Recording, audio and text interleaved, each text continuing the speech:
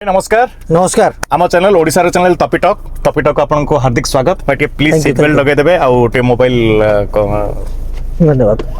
Mobile टिके silent या फिर सुबह वो साइलेंट हो मोबाइल सुबह साइलेंट भाई आम चैनल ओडिशा रे चैनल टॉपिटॉक जोथरे हमें प्रत्येक सप्ताह जणे दे जणे एमिनेंट पर्सनालिटीज को डाकू आउ हमें डिस्कशन करू अबाउट सब जिनस पर सब व्यक्तित्व मानन को हमें डाकू जो माने समाज प्रति किछि ना किछि अवदान अछि आपनकर तो बहुत सारा अछि केजानी अवदान तो कहि परिबा नहीं संघर्ष बहुत करिसंती आपण राजेश भाई आपण स्कूलिंग कोठु करथिले मु एक रु पंचम श्रेणी जाए मो गाँव रे स्कूल रे पाठ पढ़ी आज्ञा कुशनपुर यूपी स्कूल रे आज्ञा यहाँ परे राउरकेला रे प्रगति विद्या मंदिर आज्ञा जगदारे पढ़ली आज्ञा आउ यहाँ परे पुणी कॉलेज पढ़ली जीएम कॉलेज संबलपुर रे +2 ग्रेजुएशन एवं पुणी तापरे पुणी बाहर दिल्ली रे पुणी लंदन रे एमती चलला पढ़ा काफी सारा पढ़िले आपण पढ़ली राजनीति को उल्लेखवा पई माने जो से जो प्रेरणाटा आपण कोठु पाइले कॉलेज लाइफ रे ना दिल्ली रे पढ़िला बेले ना कोठु छोट बेलू राजनीति प्रति मोर आग्रह रही रुचि रही भल पाइबा रही एवं जेतेबेले भी राजनीति मीटिंग हुए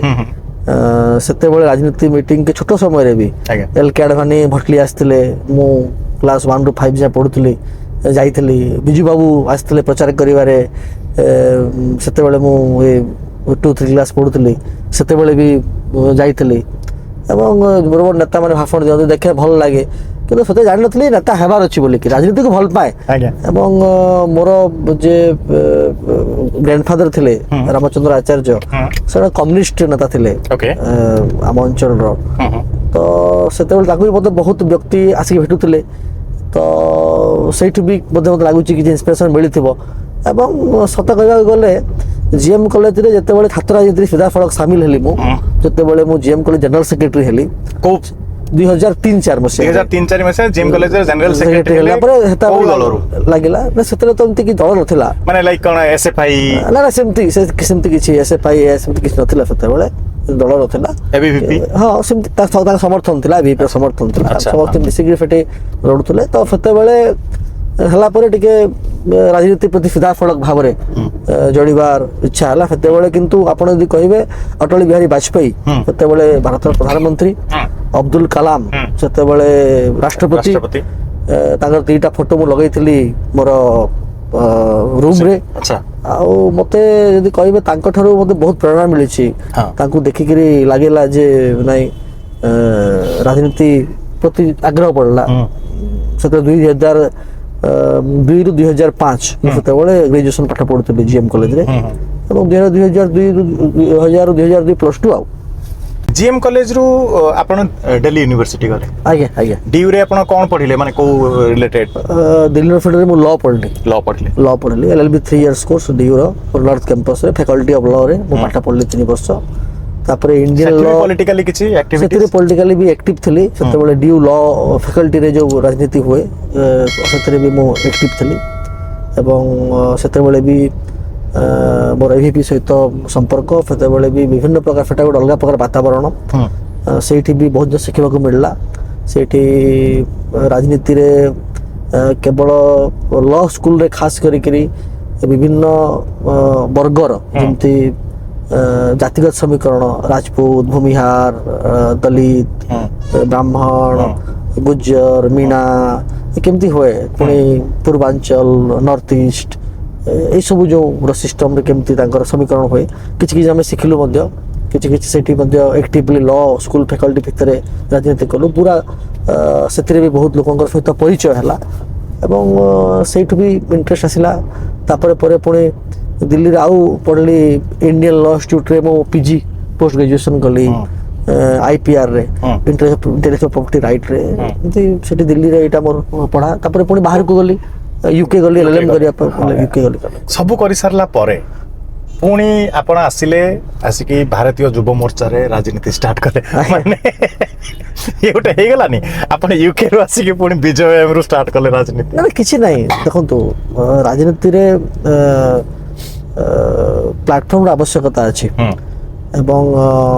ଭାରତୀୟ ଜନତା ପାର୍ଟିର ଯୁବକ ମାନଙ୍କର ପ୍ରମୁଖ ସଂଗଠନ ଯୋଉଟା ହଉଛି ବିଜେୱାଇଏମ୍। ଆପଣ ତ ଥିଲେ ଆଜ୍ଞା। ମୋ ସାଙ୍ଗରେ ଆଜ୍ଞା। ଆମ ଟିମରେ। ଆଜ୍ଞା। ତ ବିଜେୱାଇଏମ୍ ରେ କାମ କରିବାର ସୁଯୋଗ ମିଳିଲା ଆଜ୍ଞା ରାଜ୍ୟ ସମ୍ପାଦକ ହିସାବରେ 2016 ମସିହାରେ। ଆଜ୍ଞା ଏବଂ ସେହି ସମୟରୁ ଯୁବ ମୋର୍ଚ୍ଚାର କାର୍ଯ୍ୟକର୍ତ୍ତା ହିସାବରେ ପାର୍ଟି ଯାହା ଦାୟିତ୍ୱ ଦାୟିତ୍ୱ ଦେଇଛି, ଯାହା ଯାହା କାମ କରିବାକୁ କହିଛି, ମୁଁ ଚେଷ୍ଟା କରିଛି ସେ କାମ କରିବାକୁ, ହୁଁ ଯେତିକି ଦୂର ପାରିଛି ପରିଶ୍ରମ କରିଛି। ଏବଂ ଯାହା ଦାୟିତ୍ୱ ମିଳିବ ଆଗକୁ ବି। ଯେମିତି ପୁଣି ରାଜ୍ୟ ସଭାପତି ମିଳିଲା ମୋତେ, ମାନେ ମିଳିବ ମାନେ ମିଳିଲା ଯାହା ମୋତେ, ଯେମିତି ରାଜ୍ୟ ସଭାପତି ହେଲି ଯୁବ ମୋର୍ଚ୍ଚାର, ତାପରେ ପରେ ତାକୁ ନେଇକରି କାର୍ଯ୍ୟ କଲି। ଏବେ ପାର୍ଟିର ରାଜ୍ୟ ସମ୍ପାଦକ ଅଛି, ଆଜ୍ଞା ତ ସେଇ ହିସାବରେ ଏବେ ମଧ୍ୟ ଦଳୀୟ ପଲିଟିକ୍ସ ସହ ସଂଗଠନରେ ସାଂଗଠନିକ ଦାୟିତ୍ୱ ମତେ ନିର୍ବାହ କରୁଛି। ସଂଗଠନ ମୋତେ ଭଲ ଲାଗେ, ସଂଗଠନ କାମ କରିବା। ମତେ ଲାଗେ କି ଯୋଉମାନେ ଗ୍ରାସରୁଟ୍ ସ୍ତରରେ ଜଡିତ ଥାନ୍ତି ସେମାନଙ୍କୁ ସାଂଗଠନିକ ଦକ୍ଷତା ପାଇଁ, କାର୍ଯ୍ୟଦକ୍ଷତା ପାଇଁ ହିଁ ତାଙ୍କୁ ସାଂଗଠନିକ ପଦପଦବୀ ମିଳେ। ନହେଲେ ଏମିତି ତ ମାନେ ଯୋଉମାନେ ଆକ୍ଚୁଆଲି ସେ ଦଳକୁ ବହୁତ ଭଲ ଭାବେ ଦେଖିଛନ୍ତି ସେମାନେ ଜାଣିଛନ୍ତି ସାଂଗଠନିକ ପଦପଦବୀର ଗୁରୁତ୍ୱ କେତେ। ତ ରାଜ୍ୟ ସମ୍ପାଦକ ଗୋଟେ ଛୋଟ ପଦବୀ ନୁହେଁ, ସେ ବି ଗୋଟେ ଏମିତିକା ଦଳର ଯିଏ ଯୋଉ ଦଳ ଆଜିକା ଡେଟ୍ରେ ମୋ ହିସାବରେ ୱାର୍ଲଡର ସବୁଠୁ ଲାର୍ଜେଷ୍ଟ ପାର୍ଟି। ଦେଖନ୍ତୁ, ଗୋଟେ ପଦବୀ ନୁହେଁ, ଗୋଟେ ଦାୟିତ୍ୱ ଏବଂ ପାର୍ଟି ଦାୟିତ୍ୱ ଦେଇଛି। ହଁ ଏବଂ ଏମିତି ନୁହେଁ ଯେ ରାଜ୍ୟ ସମ୍ପାଦକ ହେବା ପାଇଁ ଓଡ଼ିଶାରେ ମୋଠୁ ଯୋଗ୍ୟତମ ବ୍ୟକ୍ତି କିମ୍ବା ସଂଗଠନ କାର୍ଯ୍ୟକର୍ତ୍ତା ନାହାନ୍ତି, ସେଭଳି କିଛି ନୁହେଁ। ହଁ। ମୋଠାରୁ ଆହୁରି ଭଲ କାର୍ଯ୍ୟକର୍ତ୍ତା, ଆମଠାରୁ ବହୁତ ଭଲ ସଂଗଠକ ରାଜ୍ୟରେ ଅଛନ୍ତି। ପାର୍ଟି କିଛି କାର୍ଯ୍ୟ କରିବା ପାଇଁ, କାର୍ଯ୍ୟକ୍ରମ ପାଇଁ ନିଷ୍ପତ୍ତି ନେଇଛି ଯେ ଆମ ମାନେ ଏଇ କାର୍ଯ୍ୟକର୍ତ୍ତାକୁ ଏବେ ରାଜ୍ୟ ସମ୍ପାଦକ କରାଗଲା ଏବଂ ତାକୁ ଏଇ ଭୂମିକାରେ କାମ କରିବାକୁ ସୁଯୋଗ ଦିଆଗଲା। ଏବଂ ସେଇ ହିସାବରେ ଆମେ ପାର୍ଟିର ନିର୍ଦ୍ଦିଷ୍ଟ ନିୟମାବଳୀରେ ପାର୍ଟିଙ୍କର ଦାୟିତ୍ୱ ହିସାବ ଅନୁସାରେ ଆମେ କାମ କରୁଛେ। ଆଜ୍ଞା ତ ଆମ ଦଳ ଯୋଉଟା କଥା କହିଲେ ପୃଥିବୀର ସର୍ବବୃହତ୍ତମ ଦଳ ଏବଂ ଏଇଠି କାର୍ଯ୍ୟକର୍ତ୍ତା ହେଉଛି ଆମ ପାର୍ଟିର ମୂଳ ବିଷୟ, ମୂଳ ବିନ୍ଦୁ। ଏବଂ ପ୍ରତ୍ୟେକ କାର୍ଯ୍ୟକର୍ତ୍ତା ହେଉଛନ୍ତି ସମାନ ପ୍ରକାର ଏଇଠି କ୍ୟାଲିବର ଅଛି। ତ ପାର୍ଟି ନିଷ୍ପତ୍ତି ନେଇଛି ଯେ ଏଇ ସମୟରେ ଏଇ କାର୍ଯ୍ୟକର୍ତ୍ତାକୁ ଏଇ ସମୟରେ ଏଇ କାମ କରିବାକୁ ଦାୟିତ୍ୱ ଦିଆଯିବ, ଏଇ କାମ କରିବ। ମତେ ସେଟା ଅନୁଭବ। ଆପଣଙ୍କ ପରିବାରରେ କେହି ରାଜନୀତିରୁ ବିଲଙ୍ଗ କରୁଥିଲେ ଆପଣଙ୍କ ବିଫୋର? ନାଇଁ, ସେମିତି କେହି ନଥିଲେ। ଦଳ ବାପା ଆପଣଙ୍କୁ କାଫି ସାରା ପଇସା ପ୍ୟାରେଣ୍ଟସ୍ ମାନେ ଖର୍ଚ୍ଚ କରିକି LLM ପଢେଇଥିବେ, ଅଚାନକ ପୁଅ ବିଜେଏମ୍ ରୁ ଆସିକି ଜେଲ, ଦୁନିଆ ସାରା କେସ୍, ପତା ନାହିଁ କେତେ, ମାନେ ସେ ତ ସେଇ ଟାଇମରେ ତ ଟିଭି ମିଡିଆ ଖୋଲିଲେ ଆପଣ ହିଁ ଛାଇ ହେଇଯାଉଥିଲେ, କେତେବେଳେ କିଏ ମୁଣ୍ଡ ପଟେଇ ଦେଇଛି, ଘରେ କିଛି କହନ୍ତି ସେତେବେଳେ? ଏବେ ତ ନା, ସେତେବେଳେ ତ ବହୁତ ବାପା ମା ଉଭୟ ମୋତେ ରାଜନୀତିକୁ ଆସିବା ପାଇଁ ବହୁତ ମନା କରିଥିଲେ। ମୁଁ ତ କଲେଜ ବେଳୁ ବାପା ମାଆଙ୍କୁ କହିଥିଲି ଯେ ମୁଁ ରାଜନୀତି କରିବାର ଇଚ୍ଛା ଅଛି ବୋଲିକିରି। ଏବଂ ରାଜନୀତି କରିବେ ବୋଲି ଆପଣ ମୋର ଯୋଉ ବନ୍ଧୁକୁ ପଚାରିବେ, +2 ବେଳୁ ଯାହାକୁ ପଚାରିବେ, ମୁଁ ଆଖି ବନ୍ଦ କରି କହିଦେଇ ପାରିବି। ଆପଣ ଯାହାକୁ ପଚାରିବେ ସେ କହିଦେବ ନା ଇରାଶିଷ ତ ରାଜନୀତି କରିବ, ଆମେ ସେ କହୁଥିଲା। ମୋର କିଛି IAS IPS ବନ୍ଧୁ ଅଛନ୍ତି ଯୋଉମାନେ ଆପଣଙ୍କର ବି ବହୁତ କ୍ଲୋଜ ଏଣ୍ଡ ଆପଣଙ୍କ ସହିତ DU ରେ ପାଠ ପଢୁଥିଲେ, ସେମାନେ ଆପଣଙ୍କ ବିଷୟରେ ମତେ ବହୁତ କିଛି କହିଛନ୍ତି। ସେମାନେ ବି କହୁଥିବେ ଯେ ଇରାଶିଷ ରାଜନୀତି କରିବ, ସେମାନଙ୍କୁ ବି ସେମାନେ କ୍ଲିୟର ଥିଲେ। ଏବଂ ମୁଁ UPSC ଦଉଥିଲି, ତାଙ୍କ ସାଙ୍ଗରେ ଦଉଥିଲି, ମୁଁ ବି ମେନ୍ସ ଲେଖିଛି। ତ ସେତେବେଳେ ବି ସେମାନେ ସେ OPSC UPSC ଯୋଉ ବନ୍ଧୁମାନେ ଦଉଥିଲେ କିମ୍ବା ଯୋଉମାନେ ଅଧ୍ୟାପକ, ଏବେ ବହୁତ ଲୋକ ଅଧ୍ୟାପକ ଅଛନ୍ତି, +2 ପଢିଲା ବେଳେ ଯୋଉମାନେ ସାଇନ୍ସ ପଢୁଥିଲେ, ବହୁତ ଲୋକ ଡାକ୍ତର ଇଞ୍ଜିନିୟର ହେଇଛନ୍ତି, ଗୁଡାଏ ଟିଚର ଅଛନ୍ତି ମୋ ବନ୍ଧୁ। ତ ସମସ୍ତଙ୍କୁ ମୁଁ ପଚାରିଲା ବେଳେ କହେ ଭାଇ ମୁଁ ରାଜନୀତି କରିବାକୁ ଭଲ ଲାଗେ, ମତେ ଭଲ ପାଏ ମୁଁ ରାଜନୀତିକୁ, ତ ସେଥିପାଇଁ ଭଲ ପାଏ, ତ ରାଜନୀତି କରିବ ବୋଲି ସମସ୍ତେ ସଫ୍ଟ କର୍ଣ୍ଣର ଆପଣଙ୍କର ଗୋଟେ ଅଛି ଲୋକଙ୍କ ସେବା କରିବା ପାଇଁ। କେତେ ଜାଣିନାହିଁ କ'ଣ ଅଛି, କିନ୍ତୁ ଏଇଟା ଅଛି ଯେ ଲୋକଙ୍କ ସହିତ ମିଶିବା, ଲୋକଙ୍କ ପାଇଁ ଠିଆ ହେବା, ତାଙ୍କ ଲୋକଙ୍କ ହିତ ପାଇଁ ଠିଆ ହେବା। ଏବଂ ଦଳର ଯୋଉ ଆମର ଆଇଡିଓଲୋଜି ଅଛି, ବିଚାରଧାରା ଅଛି, ସେ ବିଚାରଧାରା ହିଁ କହୁଛି ଯେ ଲୋକଙ୍କର କାମ କରିବା ଏବଂ ମାନେ ସବୁଥିରୁ ଯେ ଶେଷ ପଂକ୍ତିରେ ଅଛି, ସମାଜର ସବୁଠୁ ଲାଷ୍ଟ ଥିବା ଲୋକ, ତା ପାଖକୁ ସମାଜର ସବୁ ତାଙ୍କୁ ସବୁ ବର୍ଗ ଲୋକ ପାଖରୁ ଏକଦମ ପହଞ୍ଚିବ। ଯୋଉ ଆମେ ଅନ୍ତୋଦୟ କଥା କହୁଛୁ, ଆମେ ଯୋଉ ଲକ୍ଷ୍ୟ ଅନ୍ତୋଦୟ, ପଣ ଅନ୍ତୋଦୟ, ପଥ ଅନ୍ତୋଦୟ କଥା କହୁଛୁ, ଦୀନଦୟାଲ ଉପାଧ୍ୟାୟଙ୍କର ବିଚାରଧାରାକୁ ନେଇ ପାର୍ଟି ଗଠିତ ହେଇଛି, ତାକୁ ନେଇକି ପହଞ୍ଚାଇବାର ଲକ୍ଷ୍ୟ ଆମ ଦଳର। ଏବଂ ସେଇ ଅନୁସାରେ ଆମ ପାର୍ଟି ଓଡ଼ିଶାରେ ମଧ୍ୟ ସେଇ କାମ ଆରମ୍ଭ ହୋଇଛି ଏବଂ ମାନନୀୟ ପ୍ରଧାନମନ୍ତ୍ରୀ ଶ୍ରୀଯୁକ୍ତ ନରେନ୍ଦ୍ର ମୋଦି ମଧ୍ୟ ସେଇ କାର୍ଯ୍ୟକୁ ଆଗକୁ ନେଉଛନ୍ତି। ଆଚ୍ଛା ଭାଇ, ଭଟଲି ଆକ୍ଚୁଆଲି ୟା ବିଫୋର ମାନେ ଆପଣ ଜିତିବା ବିଫୋର ବିଗତ କେତେ ବର୍ଷ ହେଲା ସେଠି ବିଜେପିର କେହି ନଥିଲେ, ସ୍ୱାଦ ନଥିଲା ଜିତିବାର? ଆଜ୍ଞା ନାଇଁ ସେଠି ତ ପୂର୍ବତନ ଯେ ବିଜେଡି ହିଁ 15 ବର୍ଷ ଧରିକରି ଶାସନ କ୍ଷମତାରେ ଥିଲେ, ଆମେ ଜାଣିଛନ୍ତି ସବୁ ଜାଣିଛନ୍ତି। ହଁ ତ 15 ବର୍ଷର ଗୋଟେ ଶାସନ କ୍ଷମତା ଉପରେ ଏକ ତ ବିଜେଡି ବିଜୁ ଜନତା ଦଳ, ସେଠି ଆପଣ ରାଜ୍ୟ ସଭାପତି, ଛାତ୍ର ନେତା, କିଛି କହନ୍ତି ବହୁତ ଏଗ୍ରେସିଭ ଲିଡର, କିଛି କହନ୍ତି ମାନେ କୌଣସି ଜିନିଷର ନଥିବ ବଟ୍ ଇରାସିସ୍ ନାଁଟା ସବୁବେଳେ ଆଗକୁ ଉଛଳ ଦିଆଯାଏ, ସେଇଭଳିଆ ଜଣେ ନେତା ଭଟଲି ପାଇଁ ଆପଣ ଭଟଲିର ନେତୃତ୍ୱ ନେବା ପାଇଁ ସ୍ଥିର ହେଲେ ବା ଦଳ ଆପଣଙ୍କୁ ନିଷ୍ପତ୍ତି ଇଏ କଲା। ଭଟଲିର କ'ଣ କ'ଣ ଏମିତିକା ସମସ୍ୟା ଅଛି ଯୋଉଟା ବିଗତ 15 ବର୍ଷ ହେଲା ଆପଣ ଫେସ୍ କରୁଥିଲେ? ଦେଖନ୍ତୁ କେବଳ ଭଟଲିର ସମସ୍ୟା କଥା କହିବା କଥା ନା, ଯେହେତୁ ଆପଣ ବର୍ତ୍ତମାନ ସାରା ଓଡ଼ିଶାରେ ଦେଖନ୍ତୁ ସମସ୍ୟା ଘେରରେ ଅଛି, ସେଟାକୁ ମୁଁ ଆସିବି ଭାଇ, କିନ୍ତୁ ସାରା ଓଡ଼ିଶାର କଥା। ଭଟଲିର ସମସ୍ୟା ଯଦି ଆପଣ କହିବେ, ଦିଟା କଥା ନିର୍ବାଚନ ପୂର୍ବରୁ ମୁଁ କଥା କହିଥିଲି ଭଟଲିକୁ, ଯେ ଭଟଲିରେ ହିଂସା ମୁକ୍ତ ଭଟଲି ବିଧାନସଭା କରିବାର ଅଛି, ଭଟଲିରେ ଶାନ୍ତି ପ୍ରତିଷ୍ଠା ହେବ, ଦାଦାଗିରି ଗୁଣ୍ଡାଗର୍ଦି ବନ୍ଦ ହେବ, ଗୋଚାଳ ବନ୍ଦ ହେବ, ଡ୍ରଗ୍ସ କାରବାର ବନ୍ଦ ହେବ, এইটা প্রথম মুদ্দা ভটলির, যে এই সবু বিষয়টাকু বন্ধ করিবা, লোকଙ୍କ ভিতরে সামাজিকতা সচেতনতা বার্তা করিবা, গোটে পিস প্রতিষ্ঠা করিবা, শান্ত বা শান্তি বাতাবরণ প্রতিষ্ঠা করিবা, লোক বাহারিকে আসিকি স্বচ্ছন্দরে জীবন যাপন করিপারিবে, এটা মোর প্রথম মুদ্দা লা এবং তা দিগরে মু চেষ্টা করুছি, যেতিকি পারছি চেষ্টা করি, প্রথম কথা। দ্বিতীয় বিষয় হলা যে ভটলির সামগ্রিক বিকাশ, সে চাষীঙ্কর ক্ষেত্রে হোক, সে যুবকଙ୍କ ক্ষেত্রে হোক, সে মহিলাଙ୍କ ক্ষেত্রে হোক, সে গরিব লোক ক্ষেত্রে হোক, সে আবাস ঠাରୁ আরম্ভ করিকি রাশন কার্ড পর্যন্ত কথা হোক, ধানর সহায়ক মূল্য আম সরকার বৃদ্ধি করেছি, সেটা সবু চাষীଙ୍କୁ উপকৃত করেছি, মোর অঞ্চল মধ্যে উপকৃত হয়েছি, সুভদ্রা কথা হয়েছি। ମୁଁ ଧନ୍ୟବାଦ ଦେବାକୁ ଚାହିଁବି ମାନନୀୟ ମୁଖ୍ୟମନ୍ତ୍ରୀ ଶ୍ରୀଯୁକ୍ତ ମୋହନ ଚରଣ ମାଝୀ ମହୋଦୟଙ୍କୁ, ଏତେ ଗୁଡ଼ାଏ ଲୋକଙ୍କର ପାଇଁ ଆର୍ଥିକ ମାନଦଣ୍ଡ ବୃଦ୍ଧି କରିବା ପାଇଁ ଏସବୁ କାର୍ଯ୍ୟ କରିଛନ୍ତି, ଯୋଉଟା କି ବହୁତ ଶୀଘ୍ର ଆମ ସରକାରକୁ ଏକ ପଜିଟିଭ ବାତାବରଣ ନୂଆ କ'ଣ କଲେ? ସରକାର ଆଜି 6 ମାସ ହେଇଗଲାଣି, 7 ମାସ, ଆମେ ବହୁତ କିଛି ନୂଆ କରିଛୁ। ଗୋଟେ କୁହନ୍ତୁ ଏଇଟା ନୂଆ ହେଇଛି, ଧର ସୁଭଦ୍ରା କଥା ଆପଣ ଆମେ 3100 ଟଙ୍କା ଧାନ ଦେଇଛୁ, ନୂଆ କରିଛୁ। ଦେଖନ୍ତୁ 3100 ଟଙ୍କା ଏ ଗୋଟେ କମ କଥା ନୁହେଁ, ମାନେ ମୁଁ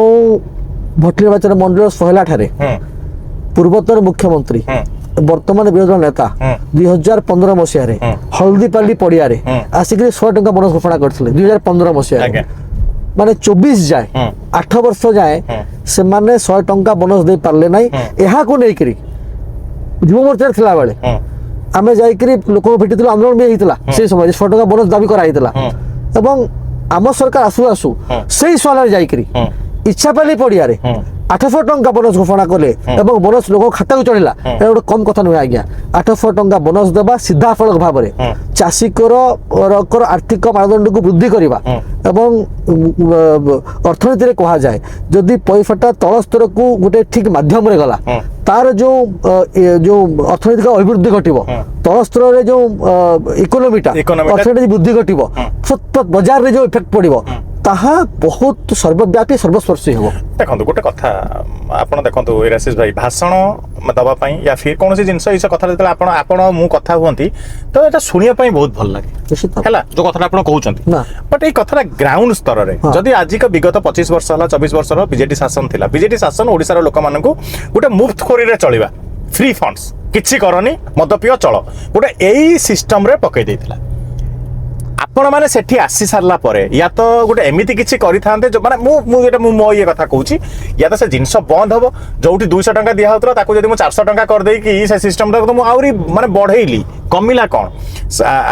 ଆମର ଯେତେବେଳେ ଏଠି ଆସିଲା ସରକାର ଆସିଲା, 2-3ଟା ଯୋଉ ବଡ଼ ବଡ଼ ଡିକ୍ଲାରେସନ ହେଇଥିଲା, ଗୋଟେ ଓଡ଼ିଆ ଅସ୍ମିତାର କଥା କହିଲେ, ଓଡ଼ିଆ ଅସ୍ମିତା ଗୋଟେ ବହୁତ ବଡ଼ ଇଏ ଚାଲିଲା, ଏତେ ବଡ଼ ଏଠି ହେଲା କ'ଣ କହିଲେ, ମୁଁ ବହୁତ ସାରା ମେଳା ଦେଖିଲି ତା ମାନେ ଏଇ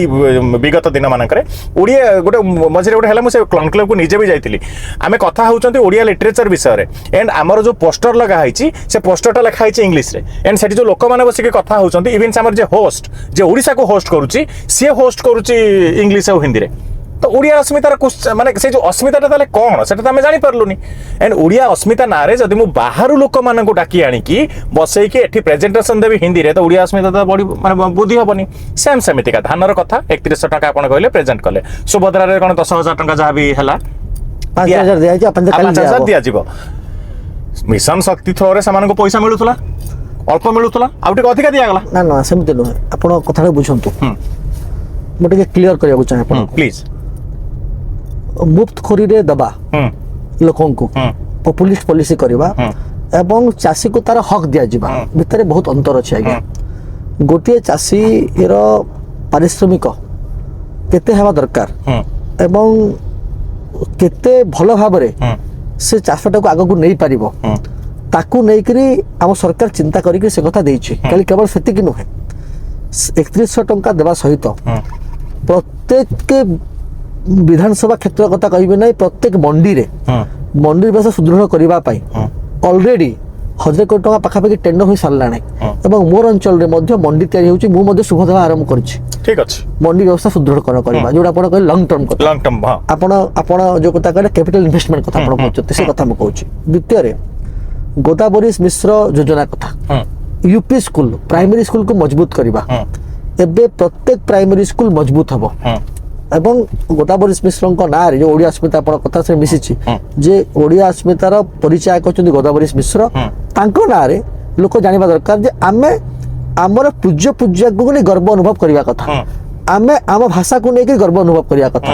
ଆମେ ଆମ ସଂସ୍କୃତିକୁ ନେଇକି ଗର୍ବ ଅନୁଭବ କରିବା କଥା, ଆମେ ପରମ୍ପରାକୁ ନେଇ ଗର୍ବ ଅନୁଭବ କରିବା କଥା, ଆମେ ଆମର ଖାଦ୍ୟପେୟ, ଆମେ ଆମର ଚାଲିଚଳଣି, ଆମେ ଆମକୁ ନେଇ ଗର୍ବ ଅନୁଭବ କରିବା କଥା। କେବଳ କେବଳ ମୁଁ କହୁନି ଯୋଜନା ନାଁ ଦେଇଦେଲେ ହେବ ସେ କଥା ବି କଥା କହୁନି, ଗୋଟେ ଏକ୍ସାମ୍ପଲ ଦଉଛି, ତାପରେ 10ଟା ବି ଏକ୍ସାମ୍ପଲ ଦେଇପାରିବେ ଆପଣ। ଆପଣ ଗୋଟେ ଏକ୍ସାମ୍ପଲ ଦଉଛି ହେଲା, ଗୋଟେ କଥା। ଦ୍ୱିତୀୟ କଥା ହେଲା ଯେ ପ୍ରତ୍ୟେକ ସ୍କୁଲକୁ ମଜବୁତ କରିବା, ପ୍ରତ୍ୟେକ ଜାଗାରେ ଶୀତଳ ଭଣ୍ଡାର ତିଆରି ଆରମ୍ଭ କରିବା। ଆପଣ ଦେଖିବେ ଯେ ମାଧବ ସିଂଙ୍କ ନାଁରେ, ମୋର ଅଞ୍ଚଳ ଲୋକ ମାଧବ ସିଂ ସହିତ କେହି ଚିହ୍ନି ନଥିବେ ଭାରତ ଓଡ଼ିଶା ଭିତରେ, କିନ୍ତୁ ତାଙ୍କ ପରିବାରରୁ ଗୋଟିଏ ପରିବାରରୁ 5-5 ଜଣ ଶହୀଦ ହେବା ଓଡ଼ିଶାରେ ବିରଳ, ତାଙ୍କୁ ସାମ୍ନାକୁ ଆଣିବା। ଏବଂ ଆପଣ ତ ମୋ ଘରୁ ଆସୁଥିଲେ, ଘର ଆଗରେ ଆପଣ ବାଉଣ୍ଡରୀ ଦେଖିଥିଲେ, ମୁଁ କଣ କରିଛି ଆପଣ ନିଶ୍ଚୟ ଦେଖିଥିବେ। କଥାକୁ ନେଇକରି ଯେ ପର୍ଯ୍ୟନ୍ତ ଆମେ ଆମର ପରିଚୟକୁ ନେଇକରି ଗର୍ବ ଅନୁଭବ କରିବା ନାହିଁ, ଯେ ଆମେ ଓଡ଼ିଆ ବୋଲି କହିବା ପାଇଁ କୁଣ୍ଠାବୋଧ କରିବା ନାହିଁ, ଆମେ ବିଲକୁଲ ଆମେ କହିବା ଯେ ଭାଇ ମୁଁ ଓଡ଼ିଆ, ତପି ମିଶ୍ର ଓଡ଼ିଆ ସିନେ ଜଗତର ଜଣେ ଭଲ କଳାକାର, ମୁଁ ଓଡ଼ିଆ ସିନେମା କରୁଛି। ଇରାଶିଚାର୍ଯ୍ୟ ଓଡ଼ିଆ ଭାବରେ ଓଡ଼ିଆ ଭାଷା ପ୍ରତି ଭଲ ପାଇବା, ଓଡ଼ିଶାକୁ ସମ୍ମାନ କରିବା, ଓଡ଼ିଶା କଥାକୁ ନେଇକରି ଦେଶ ବିଦେଶ ରଖିବା ଏବଂ ଓଡ଼ିଶାର ଉନ୍ନତି ପାଇଁ ତାର ଯୋଉ ଭୂମିକା ଅଛି ତାକୁ ନିଖୁଣ ନିର୍ବାହ କରିବା, ତାକୁ ହଉଛି ଓଡ଼ିଆ ଅସ୍ମିତା। ଏବଂ ସେଇଟା ଗୋଟିଏ ଦିନରେ ପ୍ରମାଣିତ ହେଇପାରିବ ନାହିଁ। ଗୋଟିଏ ଲଙ୍ଗ ଟର୍ମ, ଗୋଟିଏ ସାମାଜିକ ପରିବର୍ତ୍ତନ, এটা ବ୍ୟବସ୍ଥାର ପରିବର୍ତ୍ତନ, କେବଳ ପଲିଟିକାଲ ପରିବର୍ତ୍ତନ ହେଲେ ହେବ ନାହିଁ, ଏକ ସାମାଜିକ ପରିବର୍ତ୍ତନ ଏବଂ ସାମାଜିକ ପରିବର୍ତ୍ତନକୁ ଲୋକଙ୍କ ଭିତରକୁ ସେଟା ପଶିବାକୁ ପଡ଼ିବ, ସେଟା ଛୋଟରୁ ବଡ଼ ପର୍ଯ୍ୟନ୍ତ ତାକୁ ଆମକୁ ଧୀରେ ଧୀରେ ନେବାକୁ ପଡ଼ିବ। ସେ ପ୍ରକ୍ରିୟା ଆରମ୍ଭ ହୋଇଛି। ସମାଜରେ ଆମେ ଯେତେବେଳେ ବଞ୍ଚୁଛେ ଆମେ ସବୁବେଳେ ଉଦାହରଣାତ୍ମକ କାମ କରନ୍ତି। ଆଜ୍ଞା ଆଜ୍ଞା, ସେଇଥିପାଇଁ ଆପଣ ଲିଡର, ମୁଁ ଆକ୍ଟର, ମୁଁ କରୁଛି କିଛି ସେଇଥିପାଇଁ ଆକ୍ଟିଂ କରୁଛି, ଆକ୍ଟର ଆପଣ ବହୁତ ସାରା ଲୋକଙ୍କୁ ଲିଡ୍ କରୁଛନ୍ତି, ଦ୍ୟାଟ୍ସ ହ୍ୱାଇ ଆପଣ ଲିଡର। ଆମକୁ ଉଦାହରଣାତ୍ମକ କାମ କରିବା ପାଇଁ ପଡ଼ିବ। ଯେତେବେଳେ ଆମେ ଇଲେକ୍ସନକୁ ଆପଣମାନେ ଗଲେ, ଆପଣମାନଙ୍କର ଯୋଉ ସ୍ପିଚ୍ ଥିଲା, ଯୋଉ ନେରେସନ୍ ଥିଲା ଟୁୱାର୍ଡସ୍ ଆମର ଜନତାଙ୍କ ପାଇଁ, ଆମେ ଚୋରି କରିଥିବା ଏମିତି କୌଣସି ବ୍ୟକ୍ତିକୁ ଛାଡ଼ିବୁ ନାହିଁ। ଆପଣ ଦେଖିବେ ଆମେ ଧର ସରକାରକୁ ଆସୁ ଆମେ କ'ଣ କରିବୁ। ଆପଣ ଆସିଲା ପରେ ତ ପ୍ରଥମେ 2 ଜଣ ଅଫିସରଙ୍କୁ ପଠାଇଦେଲେ ବାହାରକୁ। ଆଗେ ଯୋଉ 2 ଜଣ ସବୁଠୁ ମେନ୍ କଲପ୍ରିଟ୍ ଥିଲେ, ଯାହାକୁ ଇଲେକ୍ସନ କମିଶନର ଅଫ୍ ଇଣ୍ଡିଆ ଯାହାକୁ ଦୋଷ ଦେଇଦେଲା, ତାକୁ ଆପଣ ଚୁପଚାପ ଖସେଇ ଦେଲେଣି। ସେମାନେ ଏଠୁ ଯେମିତି ପ୍ରାଇଜ ପାଇକି ଯାଆନ୍ତି, ୟାଠୁ ବଡ଼ ବଡ଼ ଗୋଟେ ଜଣେ BSF ହେଇକି ଗଲେ, ଆଉ ଜଣେ କ'ଣ କଲେ, ତା ବାବଦରେ ତ ଜଣେ କହିସାରେ। ଲେଟ୍ ମି କମ୍ପ୍ଲିଟ୍। ଯୋଉ ଲୋକଟି ଓଡ଼ିଆଙ୍କର ଭାବାବେଗକୁ ଦଳି ମକଚିକି ଚୁରମାର କରିଦେଲା, ଜଗନ୍ନାଥ ମନ୍ଦିରର ପାରିପାର୍ଶ୍ୱିକ ଏରିଆକୁ ଭାଙ୍ଗିଦେଲେ, ଜଗନ୍ନାଥ ମନ୍ଦିର ଭିତରେ ବାହାର ରାଜ୍ୟର ଯେଉଁମାନେ ଗୋମାଂସର ଇଏ କରନ୍ତି ସେମାନଙ୍କୁ ଭିତରେ ପୁରେଇକି ଭିଡ଼ିଓ ବନେଇଲେ, ସିଏ ଏବେ ବି ସ୍ୱଚ୍ଛନ୍ଦରେ ବିଚରଣ କରୁଛନ୍ତି ଭୁବନେଶ୍ୱର। ତାଙ୍କ ପାଇଁ ତ ଗୋଟେ ଦିନ କେହି ମୁହଁ ଖୋଲିଲେନି। ଆପଣମାନେ ସମସ୍ତେ ସରକାରକୁ ଆସିଲେ, ବଣ୍ଟା କୁଣ୍ଟା ହେଇଗଲା, 8-10ଟା ମିନିଷ୍ଟ୍ରି, CM ବନିଗଲା ପରେ ତାପରେ କ'ଣ ହେଉଛି ଆପଣମାନେ ସବୁ ଖୁସି। ଏଣ୍ଡ ଯାହା ଲୋକମାନେ ବର୍ତ୍ତମାନ, ଆମେ ଯେହେତୁ ଦେଖନ୍ତୁ,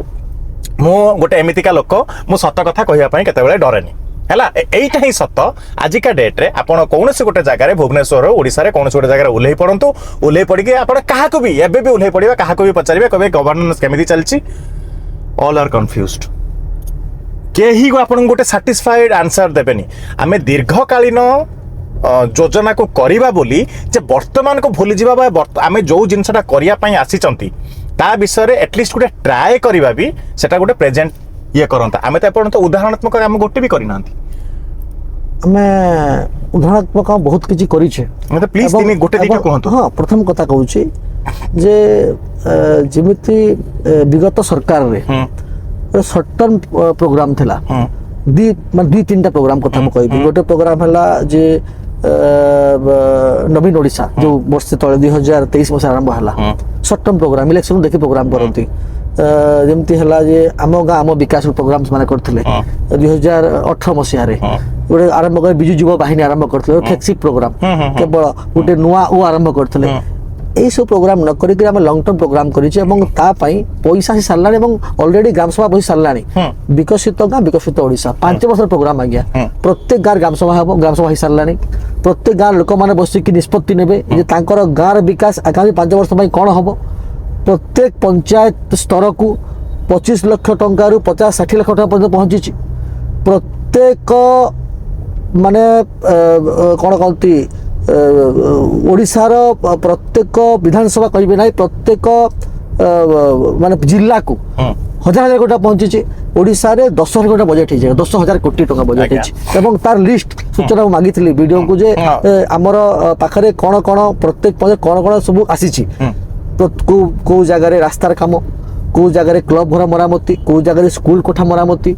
କୋଉ ଜାଗାରେ ପାଣିର ସମସ୍ୟା ଯୋଉଠି ରହିଛି ତା ପାଇଁ ଏବଂ ତା ପାଇଁ ପଇସା ପହଞ୍ଚି ସାରିଲାଣି ଏବଂ ଏବେ ବି ଯଦି କହିବେ ମୋର ବିଧାନସଭାରେ ସୂଚି ଅମ୍ବାଭନା ଭଟଲି ସହେଲା ବ୍ଲକ ତିନିଟା ବ୍ଲକରେ ନିଜେ ମୁଁ ତର୍ଜମା କରିଛି ଏବଂ ତର୍ଜମା କରିକିରି ସୂଚି ପ୍ରଦାନ ଦେଖିଛି ଏବଂ ସୂଚି ଦେଖିକିରି ଯୋଉ ଯୋଉ ଛାଡ଼ି ଖାତା ଲୋକଙ୍କୁ ପ୍ରଶ୍ନ ପଚାରି ଭାଇ ଏଇଟା ତ ଆପଣଙ୍କର ଯୋଜନା ତାପରେ କ'ଣ ହବ ନାଇଁ ଆଜ୍ଞା ସିଏମ୍ ଯୋଉ ସ୍ପେଶାଲ ଆସିଷ୍ଟାଣ୍ଟ ଫଣ୍ଡ କୋଉଥିରେ ଦିଆଯିବ ପଚାରିଛି ଏବଂ ଆମେ ସୂଚି ତିଆରି କରିଛୁ ଏବଂ ପଇସା ମଧ୍ୟ ଆସି ସାରିଲାଣି ଏବଂ ତା ପାଇଁ କାମ ମଧ୍ୟ ଯୋଉ ଜଲ୍ଦି ଆରମ୍ଭ ହବ ଏବଂ ଅଲରେଡି ବହୁ ପ୍ରକାର କାମ বিভিন্ন প্রকার কাম আমি আরম্ভ মধ্যে করিছু এমিতি নুহে যে আমি কাম করুনা বিনা কাম করিকি আপন পাখে বসিবা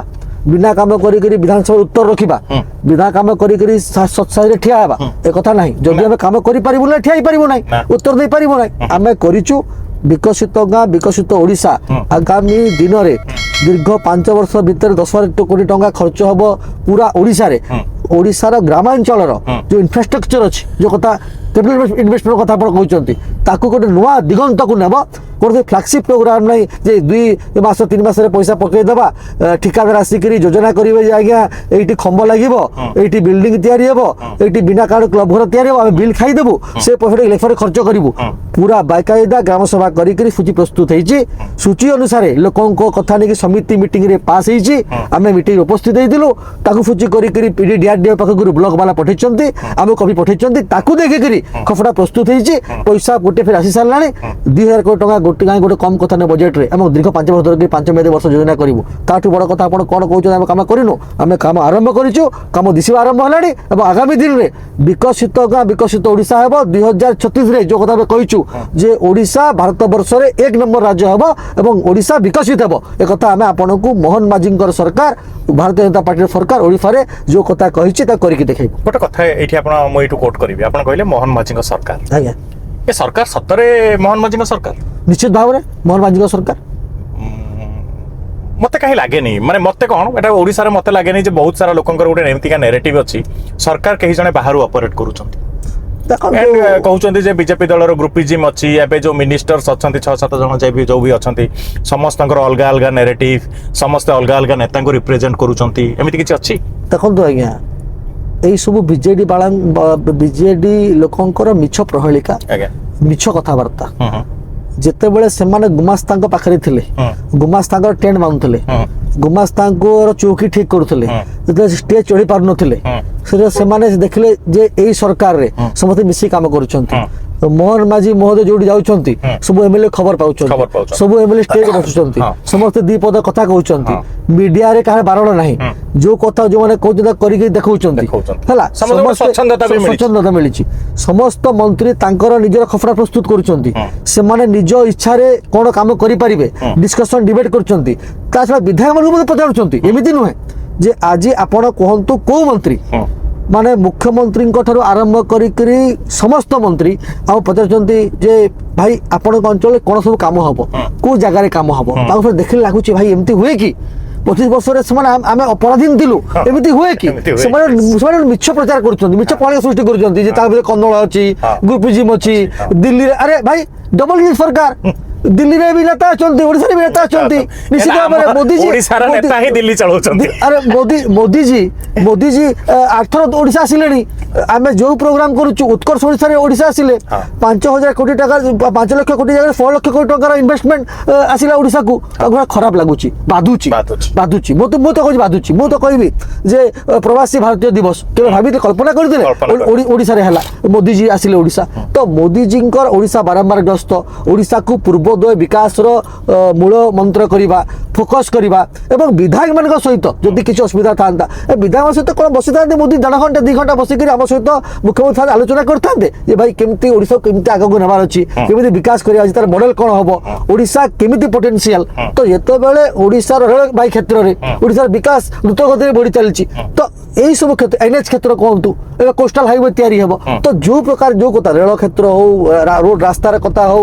এবং ইনফ্রাস্ট্রকচর কথা হো, সব ক্ষেত্রে বিকাশ চালিছে। গোটে নূয়া নেরেটিভ তৈরি করার চেষ্টা করছেন। লোক জানিছেন আজ্ঞা যে এই নেরেটিভ কলে কিছু হব না, লোক কামকু দেখবে। যদি আমি কাম করে পারিবু, লোকଙ୍କୁ যে কথা কই যদি করিকি দেখাইবু, যেটা আমি করে সারিছু, যে কথা আমি কহিতলু সে কথা করিকি দেখাউছু,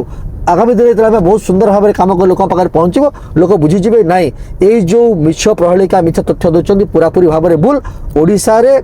সমস্তଙ୍କର বিকাশ ପାଇଁ এই সরকার কাম করুଛି। বিকশিত ওড়িশা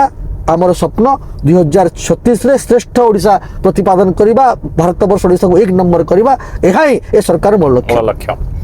ভাই जो मौलिक नीड अच्छी गोटे मनीषर खाद्य वस्त्र बासगृह, विगत 25 वर्ष से मौलिक नीड को भी बीजेडी गवर्नमेंट प्रोवाइड करि पारि नथिला। केतेबेले एमिति लागिनी अचानक से माने एई कथाटा सेतले इलेक्शन समय रे हेतिला जे कोठु एते पैसा आउची, गोटे नेता हेलिकॉप्टर रे बुलुची, जुआडे जाउची,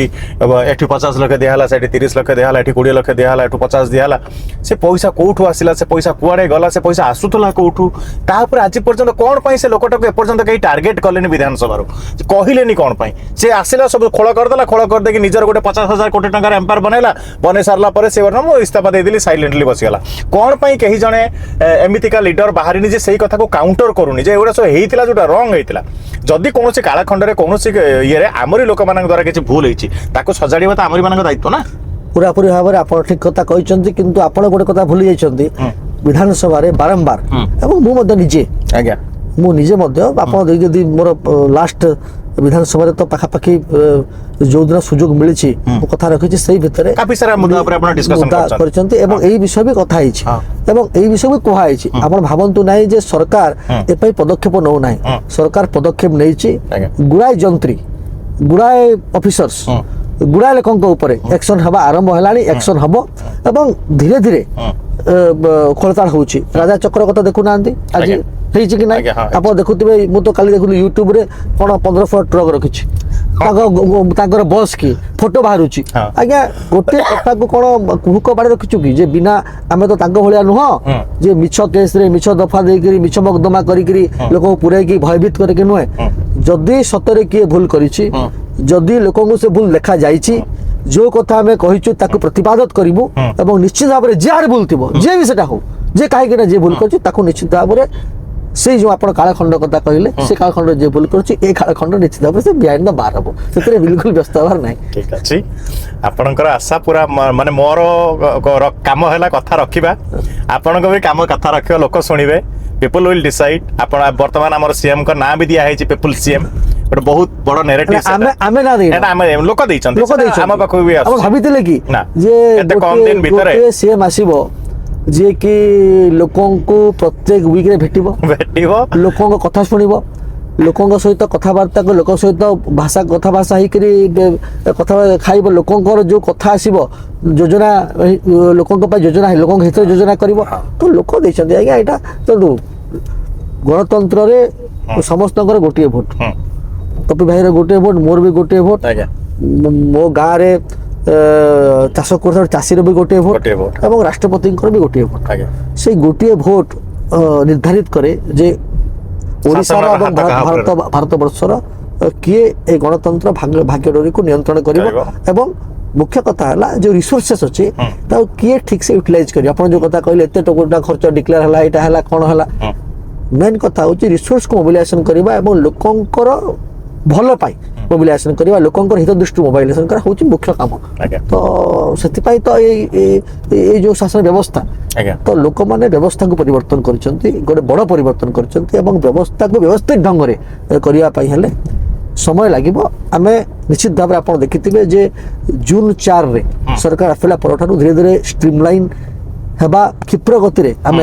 गति को बेगरे आगू बढ़ुचु आप अनुभव करते जो योजना होची आम लोक पाखे पहुँचुचु लोकंकर कथा बुझुचु एवं निश्चित भाव में किसी भूल चूक होता पारे मना करूना लोक भूल कहले आम सुधारू लोक भूल कहले सुधारू जो भूल होची आम पुणी सुधार चेष्टा करुचु आम समस्त चेष्टा करुचु तो निश्चित भाव में से हम एवं आप देखिए निश्चित भाव में लोक सरकार को भल पाउछंती लोक जानिछंती जे सरकार ओडिशार परिवर्तन बाहक हम जो कथा आम कहीचु से कथा करिकी देखैचु आगामी दिन आहुरी लोक काम करिवो भाई नव दास का हत्या मामला रे जते बेले आपण गोटे विरोधात्मक गोटे रैली करथिले एन से रैली रे गोटे कुआडू पत्थर वर्षा हला एन पूरा सब केस आपण गना रे मुड़ी दिया गला जे करिक आपण जेल भी पड़ आपण टोटल केतर जेल गलेनी मु दुई थर जेल जाइछि केते केते दिन मु थरे 8 मास जाइछि थरे 8 मास जाइछि 8 मास ऊपर थरे जाइछि 2019 इलेक्शन आगरो कोन लगे दिथले 8 मास पळेले जहाँ जहाँ दफा अच्छी सब लगे देथिले सब लागितला 302 लागितला मतलब मर्डर 307 लागितला आर्म्स लागितला आउ कोन कोनती जो विभिन्न दफा लागितला सब लागितला आउ थरे ए जो आपण जो कथा कहले सेटा 54 दिन जेल जाइतलो 22 जन लोक 22 जन पिला सेतरे जेल जाइतलो तो प्रथमटा जो जाइतले 8 मास सेटा को केस रे सर 302 केस लगेइथिले मिछ केस लगेइथिले सेटा ऑलरेडी आपनकर ये ही जाइछि ना सेटा तो स्क्वाश ही जाइछि सर स्क्वाश ही नहीं हां माने आपन को निर्दोष बोली साब्यस्त है निर्दोष माने निर्दोष बोली प्रमाणित है सारछि एवं दोषमुक्त कर दिया जाइछि कोर्ट रु एवं एमिति नुहे मु चाहूतली से केसटा 2024 इलेक्शन आगु फरी जाउ बोली कि मु चाहूतली टिके इच्छा थिला जे 2024 इलेक्शन आगु फरले टिके आउ टिके लोक पाखकु कहिता जे किभଳି भाबरे सरकार करछु चेष्टा करथिली किंतु टिके 2-3 मास डेरी हे गला माने माने जेल ले भी तो भाई प्रॉपर ताड़ना देथिबे आपन को देखो सेमिति सेटा तो नुहे जेल रे ताड़ना किछि जेल भीतर हेमति किछि ताड़ना नाही किंतु जेल तो जेल लागे जेल तो जेल आपण कोन आपण मास हिसन गोटे वर्ष पूरा आपण तो से लाइन रे लगी खाइबे ना आपण तळे तो सोइबे ना जेल रे तो जो नियम तो नियम मानिबेटा सेटा तो निश्चित भाबरे सेथरे किछि नाही कथा होउची जे बिना कारण रे आपण को डरेबा धमकेबा मिछ केस करबा लाठी चार्ज करबा नाली खे देखाइबा मुख आज्ञा की बहुत पिला बहुत पिला आपण बहुत पिला जे जेल जाइछंती भी जाइछ ना आपण भी जाइछंती पुरी रे जे जिला सभापति थिले हम समय रे से भाई को 307 लगै करी माने अटेम्प्ट टू मर्डर माने कला पताका देखले अटेम्प्ट टू मर्डर कला पताका कोन माने किछि कहिले अटेम्प्ट माने कोन ना कोन लगै दे तो उठे ना तापरे हमर पिपिली बाइलेक्शन समय रे दुईटा पिला हमर जेल जाइथिले हमर बाली खादान को विरोध कला परे जगतसिंहपुर पिला जेल जाइछंती आपण कला पताका देखि विभिन्न जगह रे केसेस आपण तो केसेस एते केसेस हे जे लोक ना रे आपण विश्वास करि परिबे नै लोक सोशल मीडिया रे ट्विटर रे ट्वीट करले को जेल पठे दैछंती ट्वीट करे जेल पठे दैछंती सोशल प्रकाश अछि मोर गोटे सानो भाई प्रकाश ताको से कोन मेसेज फेसबुक रे लेखे सोशल टॉक सोशल टॉक एबे सोशल टॉक को से सोशल टॉक रे बाणी बिहार एबी पिला को जेल पठे जेल पठे दिया गला तो जो लोगों को भयभीत करवा लोगों को डरेबा धमकेबा मिछ केस करवा लाठी माड़ करवा केले पानी माड़ करवा थाना को डकैगिरी करवा ए सब कथा को भाबुतले जे माने एक करिके बोधे दबेई देबे एटा आगे होई पारे नै ओडिसार युवक मु सब बेले कहे जे स्वाभिमानी युवक छात्र मान को राजनीति रे आसीबा कॉलेज राजनीति जोटा कहते स्टूडेंट पॉलिटिक्स एसेंशियल केते गोटे राज्यर मेकिंग आ गोटे देशर निर्माण पई मते लागे 100% दरकार 100% बट एमाने तो 24 वर्ष 15 वर्ष ला बंद करि रखिले आ करिवे नै आपण देखंतु आंगी देले माने जो मोदी जी लाल किल्ला रे कहिसथि जे लक्षे युवक पॉलिटिक्स को आसीबा दरकार 12 वर्ष रे এবং লক্ষে ভালো যুবক যদি আসবে তাহলে পলিটিকাল সিস্টেম পরিবর্তন হব এবং রাজনীতি মানে নুহে যে এমএলএ এমপি হেবা হেবা পাওয়ার করিডোরে রহিবা মেন যে পলিটিকাল এনিমাল আসল কহিଥିଲେ এবং প্রত্যেক ব্যক্তি রাজনীতিক সহিত ওতপ্রোত ভাবে জড়িত ডাইরেক্টলি এবং ইনডাইরেক্টলি জড়িত তো রাজনীতিক ব্যবস্থাକୁ ପରିବର୍ତ୍ତନ କରିବା ପାଇଁ ଆଜ୍ଞା ଗୋଟେ ଗାଁରେ ଗୋଟେ ଭଲ ୱାର୍ଡ ମେମ୍ବର ବି ଆବଶ୍ୟକତା ରହିଛି ଗୋଟେ ଭଲ ସରପଞ୍ଚର ମଧ୍ୟ ଆବଶ୍ୟକତା ରହିଛି ବ୍ଲକ ଚେୟାରମ୍ୟାନ ସମିତି ସଭ୍ୟର ଆବଶ୍ୟକତା ରହିଛି କୋଅପରେଟିଭ ଇଲେକ୍ସନରେ ଭଲ ଭଲ କୋଅପରେଟିଭ ନିର୍ବାଚନରେ ଭଲ ଭଲ ଲୋକଙ୍କର ଆବଶ୍ୟକତା ରହିଛି ଯେଉଁମାନେ କି କୋଅପରେଟିଭ ମୁଭମେଣ୍ଟକୁ ଆଗକୁ ନେଇପାରିବେ ସେଇଭଳି ଭାବରେ ଭଲ ଲୋକଙ୍କର ଆବଶ୍ୟକତା ରହିଛି ଆପଣଙ୍କର ମ୍ୟୁନିସିପାଲିଟି ଏବଂ ଏନ୍ଏସି କ୍ଷେତ୍ରରେ କାଉନସିଲର ହୁଅନ୍ତୁ କର୍ପୋରେଟର ହୁଅନ୍ତୁ ତାଙ୍କର ଆବଶ୍ୟକତା ରହିଛି ବିଭିନ୍ନ ଦଳରେ ମଧ୍ୟ କେବଳ କହୁନାହିଁ ଭାରତୀୟ ଜନତା ପାର୍ଟିରେ ମୁଁ କଥା କେବଳ କହୁନାହିଁ ସବୁ ଦଳରେ ଭଲ ଯୁବକ ମାନଙ୍କର ଶିକ୍ଷିତ ଯୁବକ ମାନଙ୍କର ଭଲ ଲୋକଙ୍କର ଆବଶ୍ୟକତା ରହିଛି ତ ଗୋଟେ ରାଜନୀତିରେ ଗୋଟେ ବ୍ୟାପକ ପରିବର୍ତ୍ତନ ହବ ଗୋଟେ ଡେଭଲପମେଣ୍ଟାଲ ମଡେଲ ଡେଭଲପମେଣ୍ଟ କୁ ଭଲ ପାଉଥିବା ରାଜ୍ୟକୁ ଭାରତବର୍ଷକୁ ଆଗକୁ ନେଉଥିବା ଗ୍ରାମାଞ୍ଚଳକୁ ବୁଝିକିରି ସହରାଞ୍ଚଳ ପର୍ଯ୍ୟନ୍ତ ବୁଝିପାରୁଥିବା ଯୁବକଙ୍କର ଆବଶ୍ୟକତା ରହିଛି ଏବେ ମଡର୍ଣ୍ଣ ଏରାରେ ବିଭିନ୍ନ ପ୍ରକାର ଏଆଇ ଟେକ୍ନୋଲୋଜି ଆସିଲାଣି ଡ୍ରୋନ୍ କଥା ଆମେ କହୁଛେ ଆମେ ପ୍ରାଇଭେଟ ଇଣ୍ଟରନ୍ୟାସନାଲ ଲ କଥା କହୁଛେ ଆମେ ପେଟେଣ୍ଟ ଟ୍ରେଡମାର୍କ କପିରାଇଟ୍ କଥା କହୁଛେ ତ ଦୁନିଆ ଗୋଟେ ଅଲଗା ମୋଡକୁ ଗଲାଣି ଆମେ ତାଙ୍କୁ ନେଇକି ସ୍ୱପ୍ନ ଦେଖିବା ଇନଫ୍ରାଷ୍ଟ୍ରକ୍ଚର ଡେଭଲପ କରିବା ତା ସାଙ୍ଗେ ସାଙ୍ଗରେ ଯୋଉ କଥା ନାହିଁ ଗାଁ ସ୍ତରରେ ଆପଣ ଯୋଉ କଥା କହିଲେ ଗରିବର ଲୋକ ପାଇଁ ଘର ଖଣ୍ଡିଏ ଯାହା ପାଖରେ ନାହିଁ ଯାହାର ରାସନ କାର୍ଡଟିଏ ନାହିଁ ଯାହା ପାଖରେ ମୌଳିକ ସୁବିଧାରୁ ବଞ୍ଚିତ ତା ପାଇଁ କଣ କଲେ ସେ କଥା ହେଇପାରିବ କଣ କଲେ ମାନେ ସର୍ଭିସ ଇଣ୍ଡଷ୍ଟ୍ରି ଆପଣ ଜାଣିଛନ୍ତି ଓଡ଼ିଶାରେ ପ୍ରଭୁ ଜଗନ୍ନାଥଙ୍କ ଆଶୀର୍ବାଦରୁ ମା ସମଲେଶ୍ୱରୀଙ୍କ ଆଶୀର୍ବାଦରୁ ଆମେ ଓଡ଼ିଶାରେ ମିନେରାଲ୍ସ ଥିବା କାରଣରୁ ଆମେ ଗୁଡ଼ାଏ ପଇସା ଯୋଉ MMDC ଆକ୍ଟ ଚେଞ୍ଜ ହେବାରୁ ମୋଦିଜୀ ଆସିଲା ପରେ ଗୁଡ଼ାଏ ପଇସା ରେଭିନ୍ୟୁକୁ ଆସୁଛି ଟ୍ୟାକ୍ସ ହିସାବରେ ଯଦି ନଥାନ୍ତା ତାହେଲେ କ'ଣ ହେଇଥାନ୍ତା ଓଡ଼ିଶାର ଅବସ୍ଥା ଆପଣ ଚିନ୍ତା କରନ୍ତୁ ଓଡ଼ିଶାରେ ଯୋଉଭଳି ଭାବରେ ଇଣ୍ଡଷ୍ଟ୍ରି ହେବା କଥା ଗ୍ରୋଥ ହେବା କଥା ହେଇପାରି ନାହିଁ ଯୋଉଭଳି ଭାବରେ ଏଗ୍ରିକଲଚରର ଗ୍ରୋଥ ହେବା କଥା ସେଇଭଳି ଭାବରେ ହେଇପାରି ନାହିଁ ଟୁରିଜିମର ଯେମିତି ବିକାଶ ହେବା କଥା ବିଲକୁଲ ହେଇପାରି ନାହିଁ ସର୍ଭିସ ଇଣ୍ଡଷ୍ଟ୍ରି ଯେମିତି ବିକାଶ ହେବା କଥା ହେଇପାରିଲା ନାହିଁ ତ ଓଡ଼ିଶାରେ ଯୋଉ ରେଭିନ୍ୟୁ ଜେନେରେସନ ମଡେଲଟା ଆପଣ କହୁନାହାନ୍ତି କୋଉ ଆଧାରିତ ଅଛି କେବଳ ଯେ ମାଇନ୍ସଟା ଭଗବାନ ଦେଇଛନ୍ତି ପ୍ରଭୁ ଆମକୁ ଦେଇ ଦେଇଛନ୍ତି ସେଥିପାଇଁ ଆମେ ପଇସା ପାଇକି ଚଳୁଛୁ ଠିକ କଥା କି ତ ଓଡ଼ିଶାରେ କ'ଣ କରାହେଲା ଗୋଟିଏ ମାନେ ମାଇନ୍ସ ଉପରେ ନିର୍ଭରଶୀଳ ଆରେ ଭାଇ 10ଟା ପ୍ରକାର କଥା ଡାଇଭରସିଫାଇ ଟୁରିଜିମ ପାଇଁ କ'ଣ ମାନେ ସମସ୍ତେ କହନ୍ତି ଯେ ଓଡ଼ିଶାକୁ ଯଦି ଟୁରିଜିମର ହବ୍ କରାଯିବ ତାହେଲେ ଓଡ଼ିଶା ପାଖରେ ପଇସା ବର୍ଷିବ ବଟ୍ ଆଜି ପର୍ଯ୍ୟନ୍ତ ତ କୌଣସି ଗୋଟେ ସେମିତିକା କାମ ହଉନି ଆଖି ଦୃଶ୍ୟା ଆମେ ଏଇ ମୁଁ ଆପଣଙ୍କୁ ଗୋଟେ ଛୋଟ କଥା କହିବି ଆମେ ଧଉଳଗିରି ଖଣ୍ଡଗିରି ଉଦୟଗିରି ଆମ ପାଖରେ ଭୁବନେଶ୍ୱରରେ ଦେଖନ୍ତୁ ଆପଣ ଏଇ 3ଟା ଜାଗାକୁ ଚାଲିଯିବେ ସେଟାକୁ ଆମେ ୟୁଜ୍ କରୁଛେ ଲାଇଟ୍ ଶୋ ଏଗୁଡ଼ା ସବୁ ଧାର୍ମିକ ଅନୁଷ୍ଠାନ ଏଇଗୁଡ଼ା ଆମ ପରମ୍ପରା ଏଇଗୁଡ଼ା ଆମ ସଂସ୍କୃତି ଏଠି ଆମେ ଫିଷ୍ଟ କରୁଛେ ଏଠି ସେଠି ଖୋଲା ମଦ ପିଉଛନ୍ତି ତ ୟା ଉପରେ ତ କେବେ କିଛି ନାହିଁ ଆମ ଧାର୍ମିକ ଅନୁଷ୍ଠାନ ଗୁଡ଼ାକ ବିଗିଡ଼ି ଗଲାଣି କୁମ୍ଭମେଳା ସେ ଯୋଉ ଆମର ଅଛି ଖଣ୍ଡଗିରିରେ ମାନେ ସେ କୁମ୍ଭମେଳା ସମୟରେ ଭିଡ଼ ବାକି ସମୟରେ ଆମେ ଗୋଟେ ଧାର୍ମିକ କାମ ପାଇଁ ବି ୟୁଜ୍ କରିପାରୁନାହାନ୍ତି ସେଠି ଏତେ ଅଶ୍ଳୀଳତା ହେଇଗଲାଣି ତ ଏଇ ସବୁ ଜିନିଷ ପାଇଁ କ'ଣ ପାଇଁ ସରକାର ଇଏ ହଉନି ଆଗଭର ହଉନି ପୁରା ଆଗଭର ଅଛି ଆପଣ ଟିକେ ଲକ୍ଷ୍ୟ କରନ୍ତୁ ଟିକେ ତଥ୍ୟ ସଂଗ୍ରହ କରନ୍ତୁ ମୁଁ ଛୋଟିଆ କଥାଟେ କହିବି ମୁଁ ଭଟଲି ବିଧାନସଭାରେ ଆସେ ଆଜ୍ଞା ଅଷ୍ଟଶମ୍ଭୁ କ୍ଷେତ୍ରରେ କେଦାରନାଥ ମନ୍ଦିର ଅମାଭନା ଛୋଟିଆ ଜାଗା ହଜାର ହଜାର ଲୋକଙ୍କର ଭିଡ଼ ହୁଏ ତାକୁ ପ୍ରଥମ ଥର ପାଇଁ ରାଜ୍ୟ ପର୍ଯ୍ୟଟନ କେନ୍ଦ୍ର ମାନ୍ୟତା ମିଳିଲା ଅମାଭନା ଅଞ୍ଚଳ ପଇସା ଆସିଲା କୋଟିଏ ଟଙ୍କାର ବ୍ୟବସ୍ଥା ପାଇଁ କରାଗଲା ଆପଣ ଭାବନ୍ତୁ କୋଟିଏ ଟଙ୍କା କମ୍ ହେଇଥାଇପାରେ କିନ୍ତୁ ଆସିଲା ପଇସା ତାର ରକ୍ଷଣାବେକ୍ଷଣ ପାଇଁ ଆସିଲା ଲୋକ ଟୁରିଷ୍ଟ ଆସିବେ ତାଙ୍କ ପାଇଁ ବ୍ୟବସ୍ଥା ସେଠି ପାଣି ରହୁଥିଲା ତା ପାଇଁ ପାଣି ଯିବାର ବାଟ ନଥିଲା ତା ପାଇଁ ଯିବାର ବାଟର ବ୍ୟବସ୍ଥା ଲୋକଙ୍କ ପାଇଁ ଟଏଲେଟ ବ୍ୟବସ୍ଥା ଲୋକଙ୍କ ରହିବା ପାଇଁ ବ୍ୟବସ୍ଥା ଆମେ ଆରମ୍ଭ କରିଛୁ କାମ କରିବା ତ ଛୋଟିଆ କଥା ଦଧିବାମନ ମନ୍ଦିର ମୁଁ ଯୋଉ ଗାଁରେ ରହେ ପଶ୍ଚିମ ଓଡିଶା ଶ୍ରୀକ୍ଷେତ୍ର ପ୍ରଭୁ ଦଧିବାମନଙ୍କର କ୍ଷେତ୍ର ତା ପାଇଁ ତାକୁ ଟୁରିଷ୍ଟ ଡେଷ୍ଟିନେସନ ଓଡ଼ିଶା ସରକାର ମୁଁ ଧନ୍ୟବାଦ ଦେବାକୁ ଚାହିଁବି ମାନ୍ୟବର ମୁଖ୍ୟମନ୍ତ୍ରୀଙ୍କୁ ଏବଂ ଡେପୁଟି ସିଏମକୁ ଯେ ସେ ଘୋଷଣା କଲେ ପର୍ଯ୍ୟଟନ ସ୍ଥଳୀ ମାନ୍ୟତା ପାଇଲା କିଛି ପଇସା ଆସିଛି ତାକୁ ରିପେୟାର କରାଯିବ ତା ପାଇଁ ତାକୁ ନୂଆ ଢଙ୍ଗରେ ଦିଆଯିବ ତ ଖାଲି ଏଇଠି ନୁହେଁ ମୁଁ ବିଧାନସଭା ଏଥିପାଇଁ ଆପଣ ଦେଲି ବିଧାନସଭା ସବୁ ବିଧାନସଭାରେ କିଛି ନା କିଛି ହେଇଛି ଚାଲିଛି। ଆରମ୍ଭ କାମ ହେଇଛି ସେମିତି ଭାବରେ ଆପଣ ଯୋଉ କଥା କହିଲେ ଯୋଉ କରିଡର ବନେଇବା ଆମର ଅଞ୍ଚଳକୁ ଆସିଲେ କଣ ଯୋଉ ମାନେ ଗୋଟେ ଇନଫ୍ରାଷ୍ଟ୍ରକ୍ଚର ଡେଭଲପମେଣ୍ଟ ଗୋଟିଏ ଦିନରେ କାମ ନୁହେଁ ନା। ଗୋଟେ ଲଙ୍ଗ ଟର୍ମ ପ୍ରୋଜେକ୍ଟ ଯଦି ଆମେ 5 ବର୍ଷ ଏଇ ସରକାର ଲଗାତାର ଯଦି କାମ କରିବ ନିଶ୍ଚିତ ଭାବରେ ମୋର ପୁରା ବିଶ୍ୱାସ ଅଛି ଯେ ଟୁରିଜିମ କ୍ଷେତ୍ରରେ ଗୋଟେ ରେଭିନ୍ୟୁ ଜେନେରେସନ ମଡେଲ ହେଇପାରିବ ଏବଂ ଟୁରିଜିମ ଗୋଟେ ଇଣ୍ଡଷ୍ଟ୍ରି ଉପରେ ଆଗକୁ ଆସିପାରିବ ମୁଁ ଯାଇଥିଲି ପ୍ରୟାଗରାଜ କିଛି ବନ୍ଧୁକୁ ଭେଟ ହେଇଥିଲା ମୁଁ ସେମାନେ ଯାହା କହୁଥିଲେ ମୁଁ ତ ଜାଣି ନାହିଁ ସେମାନେ ଯାହା କହୁଥିଲେ ଯେ 15,000 crore ଇନଭେଷ୍ଟମେଣ୍ଟ ହେଇଥିଲା ଏ ଯୋଉ ସବୁ କରିବା ପାଇଁ ହଁ କୁମ୍ଭମେଳାରେ ଏବଂ ଆମେ ସେଇ ମଡେଲକୁ ମୁଁ କହୁନାହିଁ ଯେ ସେଟା ଗୋଟେ ଆଧ୍ୟାତ୍ମିକ ଧାର୍ମିକ କ୍ଷେତ୍ର କିନ୍ତୁ ଆମେ ଇକୋନୋମିକୁ ଆସିବା ଆମେ ପୁଣି ତାର ବିଭିନ୍ନ କ୍ଷେତ୍ର ଅଛି ନା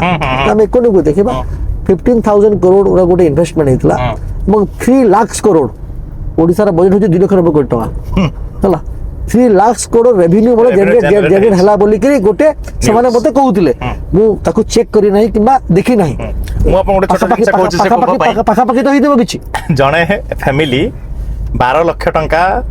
ଇନଭେଷ୍ଟ କରିକି 12ଟି ନୌକା କରିଥିଲେ ଏବଂ ସେ ଆରାଉଣ୍ଡ 7 କୋଟି ନା 8 କୋଟି ଟଙ୍କା ରେଭିନ୍ୟୁ ଜେନେରେଟ୍ କରିଛନ୍ତି ଦେଖନ୍ତୁ ଆପଣ ନିଜେ ଦେଖନ୍ତୁ ଆପଣ ମୁଁ ସେଇଟା ଭାବିଲି ମୁଁ କହିଲି ମୁଁ କାହିଁକି ଏଠି ଗାଡି ଧରିକି ବୁଲୁଛି ଦିଟା ନୌକା ନେଇକି ପଳେଇଥିଲେ ହେଇଥାନ୍ତା ବେପାର କରିଦେଇଛନ୍ତି ତ ଟ୍ୟାକ୍ସ ଆପଣ ଦେଖନ୍ତୁ ଯୋଉ ଟ୍ୟାକ୍ସ ଜେନେରେସନ କେମିତି ସେଇଠି ତ ସେମାନେ ପାଉଥିବେ ନା ସେଇଠି ତ ପୁଣି ଟ୍ୟାକ୍ସ କଟିକି ତ ସରକାର ପାଖକୁ ରେଭିନ୍ୟୁ ଜେନେରେସନ ହେବ ନା ଆଜ୍ଞା ତ ଗୋଟେ ମଡେଲ ତିଆରି କରିବାର ଅଛି ଦେଖନ୍ତୁ ସରକାର କେବଳ ମାନେ କଥା କହିଲେ ଚଳିବ ନାହିଁ କାମ କରି ଦେଖେଇବାକୁ ପଡିବ ବହୁତ ଦିନ ଧରିକିରି ଯଦି ଖାଲି ଆମେ କହିବୁ ହବ ନାହିଁ ତ ଆମେ ସେଥିପାଇଁ କହିପାରୁଛୁ ଯେ ଆମେ କରିବାର ବିଶ୍ୱାସ ବି ରଖିଛେ ମନ୍ତ୍ରିମଣ୍ଡଳରେ ଇରାଶିଷ ଆଚାର୍ଯ୍ୟ ନାହାନ୍ତି ମନ୍ତ୍ରିମଣ୍ଡଳରେ ନାହାନ୍ତି ମାନେ ଆମର ଇଏ କ୍ୟାବିନେଟରେ ଆପଣ କାଫି ପଢ଼ା ଲେଖା ୟଙ୍ଗ ଦଳ ପାଇଁ ଏତେ ଡେଡିକେଟେଡ ମନ୍ତ୍ରିମଣ୍ଡଳରେ କାହିଁକି ସାମିଲ ହେଇନା ମାନେ ଆପଣଙ୍କୁ କ'ଣ ପାର୍ଟିର ନିଷ୍ପତ୍ତି ନିଶ୍ଚିତ ଭାବରେ ପାର୍ଟିର ନିଷ୍ପତ୍ତି ଏବଂ ପାର୍ଟିର ନିଷ୍ପତ୍ତିରେ ଆମେ ନେଉନାହୁଁ ପାର୍ଟି କ'ଣ କଲେ ଆପଣ କହିଲି ସଂଗଠନ କ୍ଷେତ୍ରରେ ସମସ୍ତେ କାର୍ଯ୍ୟକର୍ତ୍ତା ଯେଉଁମାନେ ନରେନ୍ଦ୍ର ମୋଦିଜୀଙ୍କୁ ଆରମ୍ଭ କରିକିରି ଗୋଟେ ତଳ ସ୍ତରର ଗୋଟେ ବୁଥ କାର୍ଯ୍ୟକର୍ତ୍ତା ବି ବୁଥ ସଭାପତି ବି କାର୍ଯ୍ୟକର୍ତ୍ତା ସମସ୍ତଙ୍କର ଅଲଗା ଅଲଗା ଦାୟିତ୍ୱ ଅଛି ଏବଂ ସେ ଦାୟିତ୍ୱ ଆମେ ଚାହିଁଲେ ହେବ ନାହିଁ ଆମ ପାଇଁ ଲୋକ ଦେଖୁଛନ୍ତି ଆମ ପାଇଁ ବ୍ୟବସ୍ଥା ଦେଖୁଛି ଯେ କ'ଣ କାହାକୁ ଦାୟିତ୍ୱ ଦେଲେ କାମ କରିପାରିବ ତ ନିଶ୍ଚିତ ଭାବରେ ଯେଉଁମାନେ ଭଲ କରିପାରିବେ ଯେଉଁମାନଙ୍କ ଯୋଗ୍ୟତା ଅଛି ଯେଉଁମାନେ ଓଡ଼ିଶାର କଥାକୁ ନେଇକରି ଆଗକୁ ଯାଇପାରିବେ ତାଙ୍କୁ ସେଇ ଜାଗାରେ ଦିଆହେଇଛି ତ ନିଶ୍ଚିତ ଭାବରେ ଓଡ଼ିଶାରେ ସେଥିପାଇଁ ଗୋଟେ ପରଫର୍ମାନ୍ସ ହେଉଛି ଆମ ଦଳରେ ଏବଂ ଆମର ବିଚାରଧାରାରେ କାର୍ଯ୍ୟକର୍ତ୍ତା ଗୁରୁତ୍ୱପୂର୍ଣ୍ଣ ନିଜ କାର୍ଯ୍ୟକର୍ତ୍ତା ସମସ୍ତେ ଗର୍ବ ଅନୁଭବ କରୁଛନ୍ତି ତ କାହିଁକି ଦିଆଗଲା ନାହିଁ ଏସବୁ କଥା ନାହିଁ ଏଇଟା ବାହାରକୁ ଲୋକ ଲାଗୁଛି ବାହାରକୁ ଲୋକକୁ ଦିଆଗଲାନି ଏଇଟା ଗୋଟେ ପ୍ରହେଳିକା ଏଥିରେ କିଛି ମତଲବ ନାହିଁ ମତଲବ ଅଛି ଯେ ଲୋକଙ୍କର କାମ ହଉଛି କି ନାହିଁ ସେ ଜାଗାରେ ଯେଉଁ ଯୋଜନା ପ୍ରସ୍ତୁତ ତାକୁ ଆମେ କେତେ ଇମ୍ପ୍ଲିମେଣ୍ଟେସନ କରୁଛୁ ଆମର ଭୂମିକା କ'ଣ ଆମକୁ ପାର୍ଟି କ'ଣ ଭୂମିକା ଦେଇଛି ସରକାର କ'ଣ ଭୂମିକା ଦେଇଛି ଆମେ ଠିକସେ ନିର୍ବାହ କରୁଛୁ କି ନାହିଁ ଏଇ ଦିଗରେ ହିଁ ମାନେ କଥାଟା ରହିଛି ତ ସେଥିରେ ଭାବିବାର କି ଚିନ୍ତା କରିବାର କିଛି କାରଣ ନାହିଁ ସବୁ ସେସନ୍ସରେ ଇରାଶିଷଙ୍କର ଗୋଟେ ଥାଏ ଅଲଗା କିଛି ନା କିଛି ଗୋଟେ ନୂଆ ଏଇ ରିସେଣ୍ଟ ସେସନ୍ ଇରାଶିଷ କୋଉ ଜିନିଷଟାରେ ଦାବି କରିବେ ଯେ ଏଇଟା କରାଯାଉ ସେଇଟା ଆକ୍ଚୁଆଲିରେ ସେ ସମୟ ହିଁ କହେ ଆଜ୍ଞା ସେ ଯେଉଁ ସମୟ ଯେତେବେଳେ ଆସିବ ଯେଉଁ ସମୟରେ ଯେଉଁ କାମଟା ପାର୍ଟି ଦେବ ଯେଉଁ କଥା କହିଲେ ମୁଁ ଭାରି ଏକ୍ସାଇଟେଡ ରହେ ଆପଣଙ୍କ ସ୍ପିଚ ଗୁଡ଼ା ଶୁଣିବା ପାଇଁ ତ ସେଇଟାକୁ ଟିକେ ଷ୍ଟଡି କରିକିରି ଯାହା ଯେତେବେଳେ ଆସିବ ତାକୁ କହିବା ପୁଣି ଏବଂ ଫ୍ୟାମିଲିକୁ କେତେ ସମୟ ଦିଅନ୍ତି ସେଇଟା ଟିକେ ଦୁଃଖ ରହିଛି ସମୟ ଦେଇପାରୁନି ସମୟ ଦେଇପାରୁନାହାନ୍ତି ବିଲକୁଲ ଟିକେ ସମୟ ଯେତିକି ଦେବା କଥା ସେଟା ଦେଇ ହେଉନି ସେଟା ଟିକେ ଦେଇ ହଉନି ନା ମତେ ଅନୁଭବ ହଉଛି ଆଉ କାଲି ତୋର ତ ରାତିରେ କାଲି ମୋ ଛୋଟ ଝିଅକୁ ବୁଝାଉଥିଲି ମୁଁ କଣ କହିକି ବୁଝେଇଲେ ବୁଝାଉଥିଲି ଯେ ଏମିତି ଏମିତି କଥା ସେ କିନ୍ତୁ ବହୁତ ଛୋଟ ଅଛି ତ ଜାଣିପାରୁନାହିଁ ସେ କହୁଛି ଠିକ ଅଛି ସମୟ ଜାଣିପାରୁନାହିଁ କିନ୍ତୁ ସେ ତାକୁ ଟିକେ ସେ ମେଣ୍ଟାଲି ବଡ ହେଲେ କହିବ ତ ଛୋଟ ଟିକେ ତାକୁ ଟିକେ ମାଇଣ୍ଡରେ ଏବେଠୁ ଟିକେ ତାକୁ ବୁଝେଇଥିଲେ ସେ ବଡ ହେଲେ କମ୍ପ୍ଲେନ କରିବ ନାହିଁ ବୋଲିକିରି ଏବେଠୁ ଟିକେ ବାପା ମତେ ଟାଇମ ଦେଇନଥିଲେ ହଁ ଦେଇନଥିଲେ ତାକୁ ବୁଝେଇବା ପ୍ରୟାସ ଟିକେ ତା ସେ କଥାବାର୍ତ୍ତା ହେବା କଥା ଭାଇ ଭଟଲିରେ ମୁଭି ହଲ୍ ଅଛି ମୁଭି ହଲ୍ ନାହିଁ ଭାଇ କାହିଁକି ଭଟଲିରେ ଲୋକମାନେ ମୁଭି ଦେଖିବା ପାଇଁ ଇଣ୍ଟରେଷ୍ଟେଡ ନାହାନ୍ତି ଦେଖନ୍ତୁ ଆପଣ ଜାଣିଛନ୍ତି ଚଳଚ୍ଚିତ୍ର ଜଗତରୁ ଆପଣ ଆସିଛନ୍ତି ଏବଂ ଓଡ଼ିଶାରେ ଚଳଚ୍ଚିତ୍ର ଶିଳ୍ପର ଯେଉଁଭଳି ଭାବରେ ଡେଭଲପ କରିବା କଥା ଆପଣ ଭାବନ୍ତୁ ଓଡ଼ିଶା କେତେ ପୁଣ୍ୟଭୂମି କେତେ ରିଚ୍ ଏହାର କଲଚର କେତେ ସମ୍ଭ୍ରାନ୍ତ କଲଚର ତାର ଆପଣ ଚିନ୍ତା କରନ୍ତୁ ଓଡ଼ିଆ ଭାଷା ଶାସ୍ତ୍ରୀୟ ମାନ୍ୟତା ପାଇଛି ଆପଣ ଜାଣିଥିବେ ବହୁତ କମ ଭାଷା ଥିବ ଯେ ଶାସ୍ତ୍ରୀୟ ମାନ୍ୟତା ପାଇଥିବ ଏବଂ ଆପଣ ଦେଖିବେ ସାଉଥ ଇଣ୍ଡିଆ ଯିବେ ଗାଁ ଆଉ ହଲ୍ କଥା କହିଲେ ଗାଁ ଗାଁରେ ମୁଭି ହଲ୍ ମାନେ ବୁଝିଲେ କି ନାହିଁ ଓଡ଼ିଶାରେ ସେଇ ଧରଣର ଯେଉଁ ଚଳଚ୍ଚିତ୍ର ଶିଳ୍ପର ବିକାଶ ହେବା କଥା କି ଇଣ୍ଡଷ୍ଟ୍ରି ହେବା କଥା ଏବଂ ଲୋକଙ୍କର ଯେଉଁ ଆଗ୍ରହ ପ୍ରକାଶିତ ହେବା କଥା ତାକୁ ଆମେ କରିପାରୁନାହୁଁ ପଲିଟିକାଲ ୱିଲିଂନେସ୍ ବି ଆବଶ୍ୟକତା ରହିବା ସାଙ୍ଗେ ସାଙ୍ଗରେ ସାମାଜିକ ସ୍ତରରେ ମଧ୍ୟ ସଚେତନତାର ଆବଶ୍ୟକତା ରହିଛି ହଁ ସେଟା ପ୍ରୋବ୍ଲେମ କ'ଣ ହଉଛି ଭାଇ ଦେଖନ୍ତୁ ମୁଁ ଆପଣଙ୍କୁ ଗୋଟେ ଛୋଟ ଜିନିଷ କହୁଛି ଲାଇକ୍ ଏବେ ଆପଣ ନିଜେ ଆପଣ ଭାବନ୍ତୁ ଆପଣଙ୍କ ଘରର ଆପଣ ଯୋଉଠି ରହୁଛନ୍ତି ସେଇଠୁ ନିୟରେଷ୍ଟ ସିନେମା ହଲ୍ଟା କେତେ ଦୂର 20 କିଲୋମିଟର ଆପଣ ଆପଣଙ୍କ ପାଖରେ ଗାଡ଼ି ଅଛି ଆପଣ ମାନେ ଚାଲ 20 କିଲୋମିଟର ଆପଣଙ୍କ ପାଖରେ କିଛି ଗୋଟେ ଇଏ ନୁହେଁ ବଟ୍ ଗୋଟେ ଭାବ କଥା ଲୋକ କ'ଣ ପାଇଁ 20 କିଲୋମିଟର ନେଇକି ଯିବ ବାଇକ୍ ବା ଆପଣଙ୍କ ଆଉ ଟିକେ ଇଣ୍ଟେରିୟରରୁ 30-35 କିଲୋମିଟର ସେ କ'ଣ ପାଇଁ ନେଇକି ଯିବ ଆଉ ଯାଇକି ସେଠି 100 ଟଙ୍କା ଦେଇକି ଟିକଟ କାଟିକି ଦେଖିକି କ'ଣ ପାଇଁ ଆସିବ ତା ପାଇଁ କ'ଣ ସେ ଲୋକଟା ପାଖରେ ଯେତେବେଳେ ମିଳିଯିବ ତ ସେଇଟା ପ୍ରୋବ୍ଲେମ ହେଉଛି ଆମର ସିନେମା ହଲ୍ ବହୁତ କମ୍ ଏଣ୍ଡ ଏଟାକୁ କେତେବେଳେ ବି ଗୋଟେ ପ୍ରଫେସନ ହିସାବରେ ଆମକୁ 24 ବର୍ଷ ବିଗତ 24 ବର୍ଷରେ ସେ ନ୍ୟାୟ ମିଳିନି এই সরকার পাখু এটলিস্ট আমি আশাবাদী অছু যে টিকে কিছু মিলু আমাকে মিলু এটলিস্ট কিছু নহলে প্রত্যেক 30টা জেলার হেডকোয়ার্টরে 30টা ফিল্ম হল তো নির্মাণ হোক ঠিক কথা মু আপনার কথারে পুরাপুরি সহমত মু চাহিবি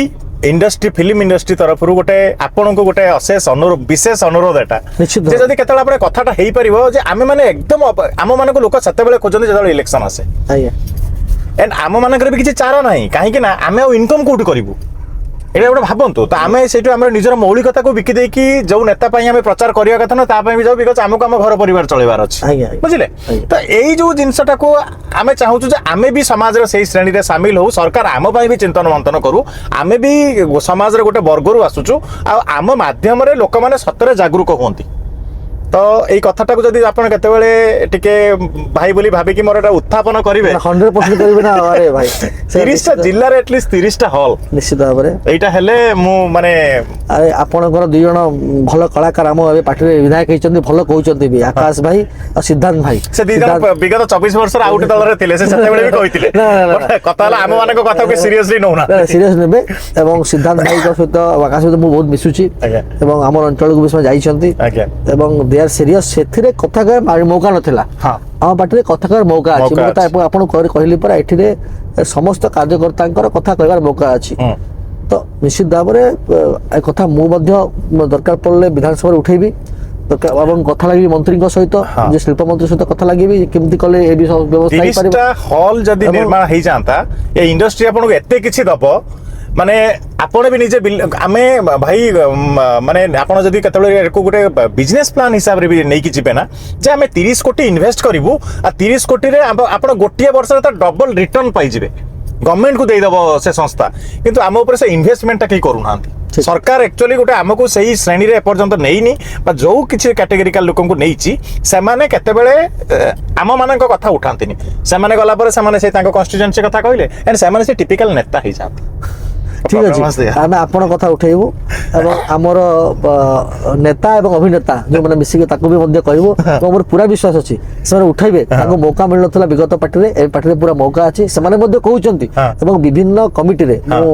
আপন কহিলে না কথাটা টিকে অধিক ইয়ে হবো আপন জন আদৃত নেতা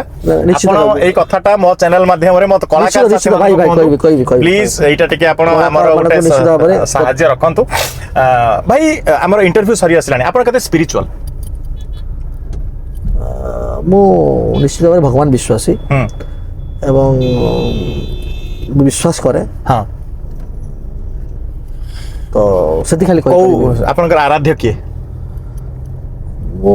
ସମସ୍ତଙ୍କୁ ବିଶ୍ୱାସ କରେ ତଥାପି ଜଣେ ଆରାଧ୍ୟ ଥିବେ ନା ଜଗନ୍ନାଥ ଶିବଜୀ ମୁଁ ମହାଦେବଙ୍କୁ ଆରାଧନା କରେ ମୁଁ ସେମିତି ଇଏ ନୁହେଁ ଓକେ ଆପଣଙ୍କୁ ଓଡ଼ିଶାରେ ଯେତିକି ଆମର ରମଣୀୟ ସ୍ଥଳୀ ଅଛି ଯୋଉଠି ଆମେ ବୁଲିବା ଦେବୀ ପୂଜାକୁ ଟିକେ ମାନେ ପଶ୍ଚିମ ଓଡ଼ିଶାରେ ଇଏ କରନ୍ତି ମାନେ ମା ସମଲେଶ୍ୱରୀ ମାନେ ମା ସମଲେଶ୍ୱରୀ ମା ଦୁର୍ଗା ମା ଚଣ୍ଡୀ ଯେ ବି ମାନେ ଟିକେ ପଶ୍ଚିମ ଓଡ଼ିଶାରେ ମା କାଳୀ ବୁଝିଲେ ଟିକେ ପଶ୍ଚିମ ଓଡ଼ିଶାରେ ଦେବୀ ପୂଜା ଆଦୃତ ଅଛି ତ ସେଥିପାଇଁ ଦେବୀ ମନ୍ଦିର ବି ଯିବା ପ୍ରଭୁ ଜଗନ୍ନାଥ ସମସ୍ତଙ୍କୁ ମାନେ ମହାପ୍ରଭୁ ସ୍ପିରିଚୁଆଲ ସବୁ अच्छा भाई आपनकर ओडिसा रे जतिक जगह आपण बुलीचंती आपनको ओडिसा रे टूरिज्म क्षेत्र रे को जगह रे कोन कले विकास करी हबो माने आपनक भीतर जदि किछि थिबो कि एई जगहटा एते बढ़िया बा ओडिसा रे को जगहटा आपनको बहुत पसंद देखो तो सारा राज्य रे आपण माने डेब्रीगढ़ मोर अंचल डेब्रीगढ़ तो आरंभ करी आपण यदि कहिबे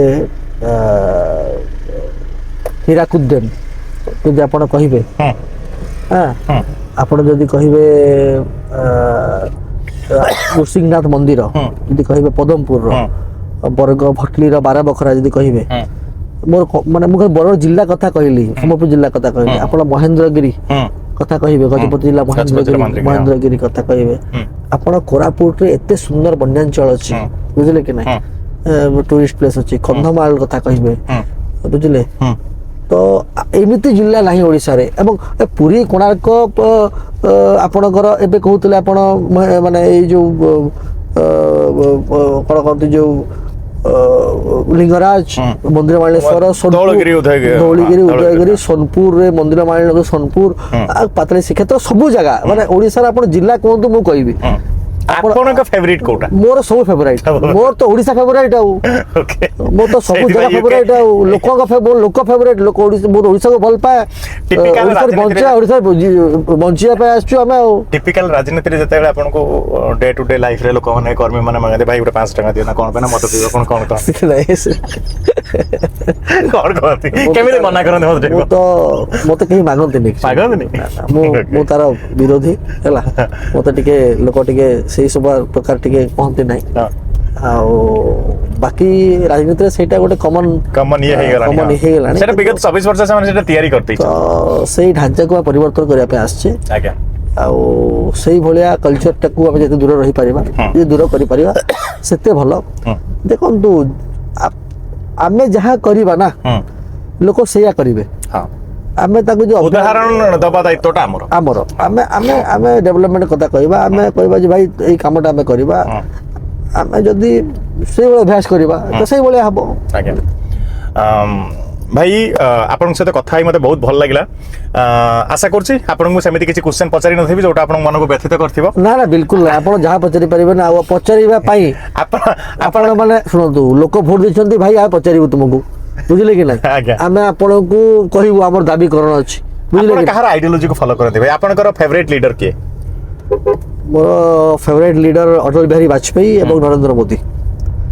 जोगी का आइडियोलॉजी आपन को केमिति लागे भल लागे निश्चित भाव रे आला हमर नेता से आपन को लाइक जने नेतार क्वालिटी केमिति हबा दरकार एग्रेसिव सकाम कथा कहि परथो दरकार ब्रीफ करि परथो दरकार सेमिति किछि नाही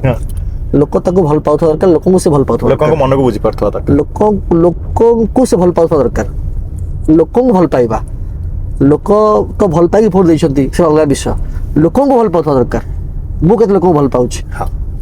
सेटा बहुत इंपोर्टेंट अछि तो मते लागे जे क्वालिटी कोन सेटा तो गोटे कॉमन सेटा आपे आप तयारी से किछि सिनेमा तार किछि निर्दिष्ट मु करिबी कहले हबो नै आज्ञा सेटा नेचुरल हेबा कथा आपे आप जा हेबा कथा हबो सेतरे आ